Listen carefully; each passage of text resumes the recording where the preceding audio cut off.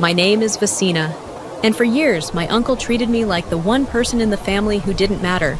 He dismissed me, talked over me, and made sure everyone saw me as the quiet shadow behind him.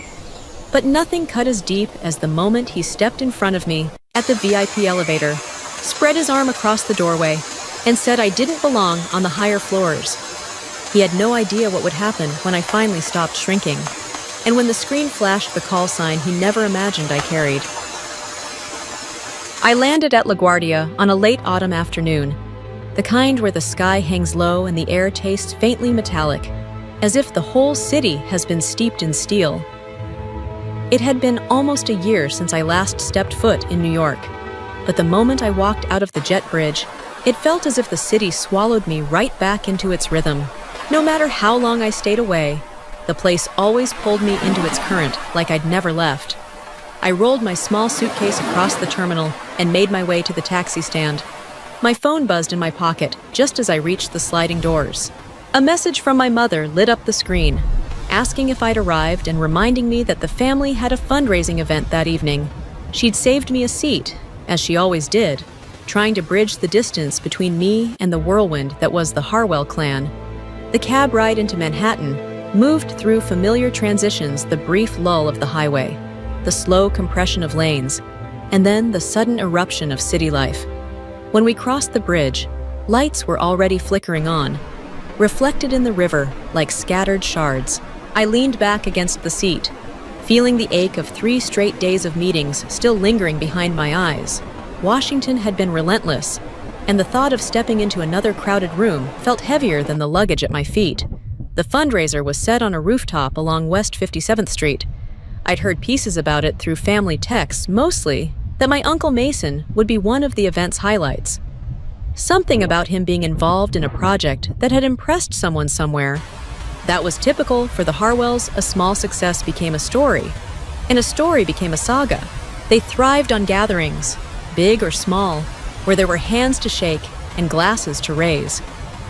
It was a rhythm I'd grown up inside but learned, over time, to observe from a slight distance. I let the city slide past my window streets, thinning into shadows, honking cabs darting like restless birds, pedestrians bundled in coats crossing against the wind. New York had a way of being too loud and too lonely at the same time. A contradiction I understood far too well. I didn't mind returning for brief stretches, but I no longer belonged to the constant blaze of it the way I once did. The taxi slowed as we approached the building. A bright neon sign flashed from the rooftop entrance canopy, casting shifting colors across the sidewalk. I stepped out into a gust of cold air, my breath catching in the sudden chill. I tightened my coat, brushed my hair from my face, and took a moment, just one slow breath, to steady myself. Another night, another Harwell gathering. I walked toward the elevator that would take me up to the rooftop, unaware that the next few days would upend the fragile balance of our family and redefine my place within it in ways I couldn't yet imagine. The rooftop was already alive when I stepped out. Clusters of guests gathered under warm light, their laughter rising and falling with the chill of late autumn air. I spotted my mother near the railing and moved toward her. Her familiar embrace steadied me for a moment, until a voice cut through the crowd with the kind of volume meant to dominate a room. "Mason!" He stood at the center of a small circle, animatedly reenacting some dramatic moment where he supposedly rescued a Federal Reserve team from a major technical breakdown. His hands moved as if he were defusing a bomb. I paused long enough to let it register. He always needed an audience, no matter how much truth was sacrificed to get one. When he finally noticed me, he lifted his champagne and announced that no one should expect anything exciting from me, since my days were spent buried in dull tasks. The guests laughed politely. I smiled back, but his eyes carried something sharper, an unease disguised as arrogance. Before I could step away, he threw an arm around my shoulder and declared he'd be escorting the entire family into the Federal Reserve that weekend. Said he had access almost no one else could get. The words hit me like a cold draft. No one makes promises like that unless they're reckless or lying. A man nearby, likely a coworker, shot him a quick, disapproving glance before turning away. That glance told me everything. Later, when I checked my phone, A triple encrypted notification appeared, clearance Sapphire activated. Sync within 72 hours. Above me, the rooftop lights flickered. Mason was boasting about authority he didn't have. And I had just been granted access he had no idea existed. Something beneath the surface was shifting. The next morning, I met my mother at a cafe on Lexington. We talked over coffee, the usual small things, and she mentioned Mason's upcoming tour like it was an exciting family outing. I nodded, letting the conversation move on, though a tight pull formed in my chest. Instinct has a way of warning you before logic catches up. By Saturday, everyone was gathered outside the Federal Reserve Bank of New York, its heavy stone facade towering above us. Mason stood out front, coat buttoned, lanyard on display, positioning himself like someone leading a delegation. At the checkpoint, a guard scanned my ID. His eyes flicked up with a hint of recognition, but before he could say a word, Mason stepped between us and insisted I was with him. The guard closed his mouth, but doubt lingered in his expression. Inside, Mason narrated confidently as he guided the family forward, tossing out explanations that didn't match the building's actual security structure. At the second checkpoint, his badge triggered an odd tone, prompting the staffer to question his access level. Mason brushed it off, claiming he'd been cleared to go farther. The staffer hesitated, then grudgingly allowed us through. When we reached the elevator bay, 2 sets of buttons greeted us: employee access and restricted floors. Mason planted himself before the restricted elevator, hand hovering like he belonged there. He insisted the best part of the tour was above. I stayed still. He wore authority like an accessory. While mine had to stay hidden, something was coming. I could feel the shift in the airs. Inside the Federal Reserve, the air carried that familiar cold metal scent, sharpened by the constant hum of conditioned airflow. I walked in the middle of the family cluster, keeping my eyes on each checkpoint we passed, and every glance exchanged between staff. Mason strode ahead, as if the corridor belonged to him, his voice echoing off the stone walls while he promised that he knew plenty of people upstairs. The confidence in his tone only made the back of my neck tighten. In buildings like this, overconfidence was never a good sign. At the third checkpoint, his badge scanner flickered before displaying a blunt message, "Limited LVAL 1 verified." The guard lifted his head, puzzled, and informed him he was cleared only for public compliance. Mason brushed it off with the kind of casual arrogance he'd perfected, claiming a supervisor had already approved a wider route. The guard stared long enough that I could see the wheels turning. But in the end, he let us pass, not out of respect, but hesitation. It wasn't authority that carried us forward. It was doubt. On the third-floor hallway, Mason abruptly turned toward a passage that led to the 4th floor, a place no consultant should be near. I lowered my voice, reminding him he wasn't authorized up there.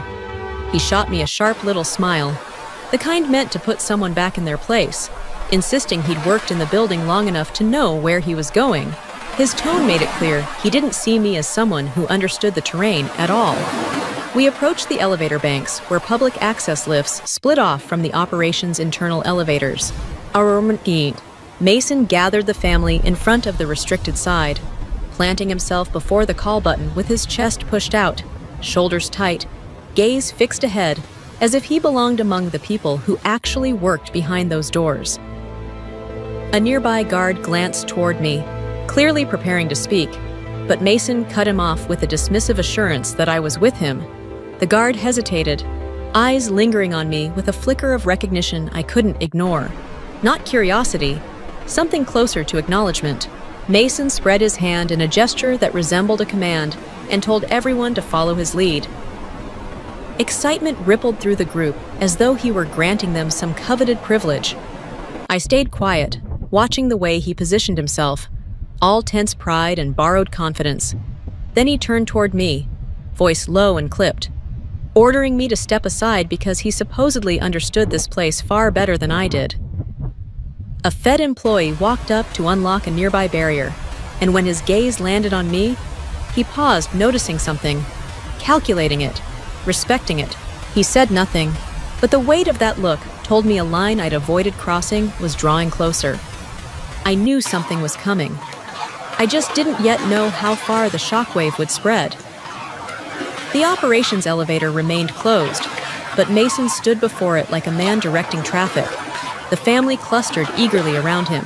I moved closer, deliberately this time, making sure he saw I wasn't lingering behind him anymore. He turned it, voice low and firm, telling me not to complicate things and insisting this wasn't the moment for me to pretend I understood how any of this worked. His eyes held confidence, but behind it, unmistakably, fear. We both knew he had no right to be here. A group of operations staff approached, their pace purposeful. One of them asked who had summoned the elevator, since no guided visits were scheduled for the day. Mason answered with theatrical ease, claiming he had permission. One of the staff exhaled so quietly, I almost missed it. But the sound tightened something deep in me. My younger cousin leaned in, whispering a nervous question about why the staff kept looking at us the way they did. I didn't respond. The truth was too tangled to explain in a hallway full of cameras and silent witnesses. When the panel above the elevator lit with secure authentication required, Mason shot me a smile that felt like a warning.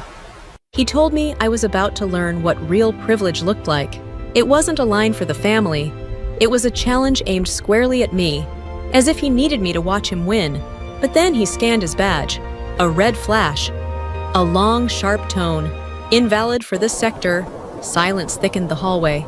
Mason's eyes darted sideways, searching for an excuse, before he forced a laugh and blamed a system glitch. In a building where every access point was rigorously maintained, the lie landed like a thud. I stepped forward, not to save him, not to escalate, just to take the place I'd stepped away from for years. My hand settled near the sapphire clearance card inside my coat, and a realization settled with it. This was the line I had retreated from over and over, and it was finally time to draw it. The hallway felt unnaturally still as my hand slipped into my coat. Even the constant hum of the ventilation softened, as if the building itself were holding its breath. I could feel every gaze on me, the family's confusion, the Fed employees' alert focus, and Mason's tightening stare. I pulled the card free, a small, matte black rectangle with worn silver edges, unremarkable to anyone who didn't know what they were looking at. In this world, the highest authority rarely announced itself in gold or shine. It hid in understatement. I lifted it to the scanner. A low, resonant tone filled the corridor. The panel glowed sapphire. The display shifted in clean, unmistakable text. Access granted operations, override call sign, Haven 9. My family didn't recognize any of it. The employees did. A supervisor appeared from the far end of the hallway, walking with purpose. His posture straightened as he reached me, offering a crisp nod of acknowledgement. Then he turned toward Mason with a look that landed harder than any argument I could have made. It wasn't anger. It was the quiet finality reserved for people who'd been pretending too long. Mason opened his mouth, but nothing came out. He stared down at his own badge, blinking as if the plastic might suddenly rewrite itself. Stella whispered my name, her voice shaking not with fear of me, but with the shock of realizing the ground beneath our family had shifted. The supervisor addressed me with calm professionalism, telling me the elevator was ready and he could escort me to any operations floor I needed. I thanked him, stepped inside, and turned back just as the doors began to close. I didn't look at Mason with triumph. There was no victory in this, only truth. Finally standing where it belonged, operations level was quiet in the way only secure floors can be: thick walls, muffled air, every sound absorbed. The supervisor walked me to a small briefing room to finalize the clearance sync. The process efficient and familiar. Mason wasn't allowed anywhere near this floor, and for a moment I thought the confrontation was behind me. But when I returned to the third floor, he was waiting, braced against the wall, hands curled tightly, shoulders rigid. The elevator doors opened, and he moved toward me in a single, strained step. Why one word, sharp and raw? Carrying a tremor he couldn't hide. I met his eyes, really met them for the first time in years. Beneath the bluster, I saw panic fighting to stay contained. He spoke through clenched teeth, insisting I understood how the family saw him, how much weight his role carried. I let the words fall between us without answering. His fear wasn't mine to hold. He struck his palm lightly against the stone wall, voice cracking as he said I shouldn't have scanned that card in front of them, that I'd humiliated him. The tremor of impact traveled through the floor. I answered evenly, telling him I'd only exercised my own clearance, that nothing I did diminished his. He shook his head, eyes reddening, and admitted the truth he'd always shielded behind arrogance, that being near me made him feel small. Hearing it aloud stung in a way I wasn't prepared for, not out of guilt, but out of the years wasted avoiding a wound neither of us named. I told him I never shrank him. He simply refused to see his real size. Footsteps echoed from the corridor. The supervisor stepped into view. Having heard more than enough, his voice was steady as he informed Mason that any conversation involving attempts to exceed authority must be documented. Mason froze, realization breaking fully across his face. There was no more pretending, no more stories to stretch, just the truth, laid bare in a place that allowed no illusions. 3 days later, the fallout arrived in a single email. Mason was notified that his project at the Federal Reserve was being suspended while the institution investigated unauthorized access and potential security breaches. The moment the news spread through the Harwell family, panic ignited like a struck match. Regina called me first, her voice trembling as she demanded to know what I had done to cause this. I hadn't done anything, but I also knew that in some families, truth becomes the easiest weapon to blame. My mother asked to meet me that afternoon. In a small cafe in Soho, she took my hands and told me none of this was on me, that Mason had walked into this mess long before I ever scanned a card. Her words were steady, but the heaviness inside me didn't lift. Breaking someone's illusion, even unintentionally, never feels clean. That night, an old colleague of Mason's called. He couldn't reveal much, but the pauses in his voice told the real story. Mason had been pushing the boundaries of his access for years. People let it slide only because he'd never gotten far. The elevator incident wasn't an accident. It was the point where the system finally stopped looking away. The family split quickly. Some defended Mason and accused me of humiliating him. Others whispered about past moments when his confidence seemed a little too rehearsed. Calls came nonstop: anger, confusion, sympathy. I let it all wash over me, knowing a storm had already broken. Then my mother called again, her voice worn thin. She said there was something I needed to know about my father and about Mason, and immediately I understood the roots of this went far deeper than a single day at the Fed. We sat in her living room, surrounded by soft light and old family photographs. My mother's hands shook slightly as she poured tea. Then she told me the truth. Mason had lived with his whole life. He grew up in your father's shadow. She explained how people used to praise my father, his calmness, his promise, his effortless composure, and how those comparisons followed them from childhood into adulthood. Mason tried 3 times to enter the same programs my father excelled in. He failed each attempt. Every failure carved at him until he started reaching for authority he hadn't earned. Then she looked at me with quiet sorrow. When you grew older, you reminded him of your father, not in what you did, just in who you were, and that made him feel like he'd never measure up. I finally understood Mason never hated me. He hated the version of himself he believed he could never become. A year passed, quiet in ways none of us expected. Mason found work again, not at the Fed, but at a smaller organization where the expectations aligned with who he truly was, rather than who he wanted the world to believe he could be. He drank less, talked less, and for the first time in my life, he listened more. The family shifted with him. The gatherings became simpler, the conversations more grounded. No more embellished stories, no more evenings built around performance. It was as if the air around us finally settled. One early summer evening, Mason invited everyone to dinner in Long Island.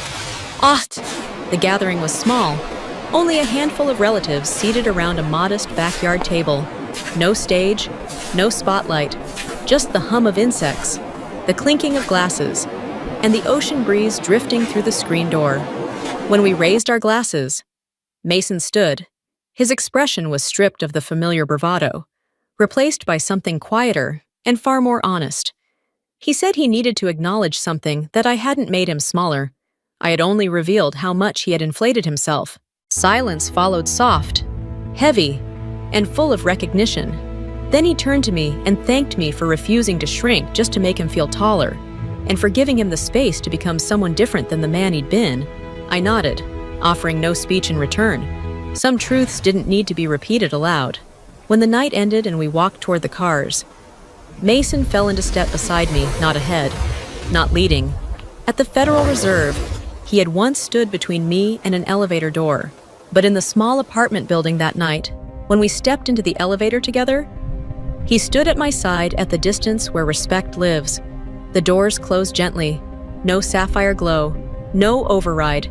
Just two people who had finally learned the truth about themselves and about each other.